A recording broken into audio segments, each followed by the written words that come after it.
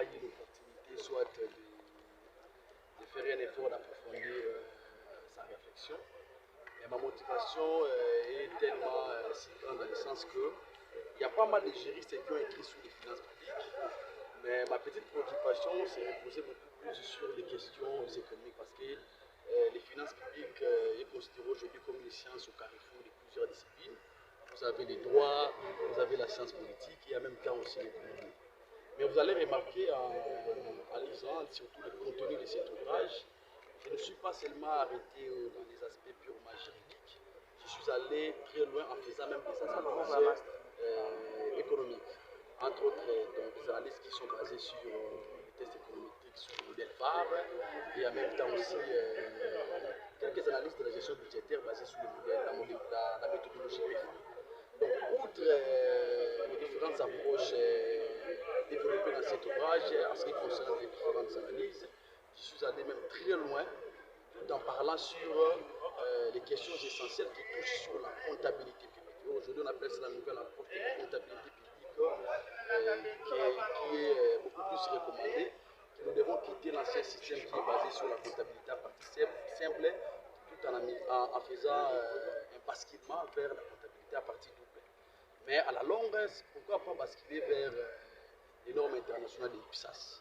Toujours dans cet ouvrage, vous allez voir un chapitre important qui parle surtout sur l'audit et le contrôle des finances publiques. C'est-à-dire qu'on peut faire l'audit, mais l'audit, on le fait sur base des normes. Et nous avons les normes qui sont éditées au niveau international, qu'on appelle les normes de l'IPSAS.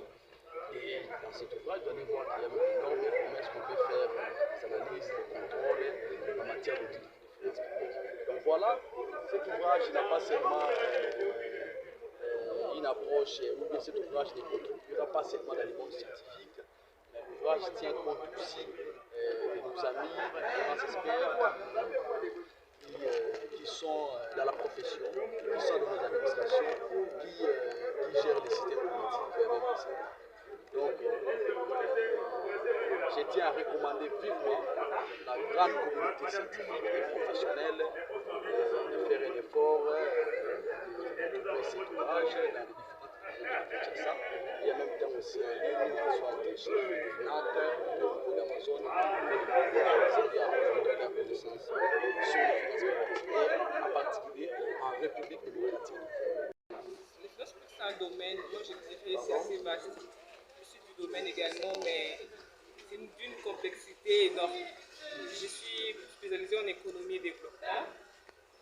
Et à peine j'apprends aussi sur les finances publiques, mais c'est une fierté pour moi d'être à côté de quelqu'un qui maîtrise aussi les sujets. En fait, ce serait une occasion pour moi également d'approfondir mes connaissances. Et plus attirer l'attention surtout des jeunes. Lui qui l'a fait, il est aussi jeune, comme tous d'autres jeunes. Moi également, je suis jeune. C'est à nous d'en bénéficier premièrement pour essayer de faire quelque chose, de contribuer pour le développement de ce pays. Avant toute chose, j'aimerais d'abord féliciter le professeur docteur Joseph Moto, qui est mon professeur à l'ENEF. Vraiment, c'est quelque chose que nous, on attendait depuis très longtemps.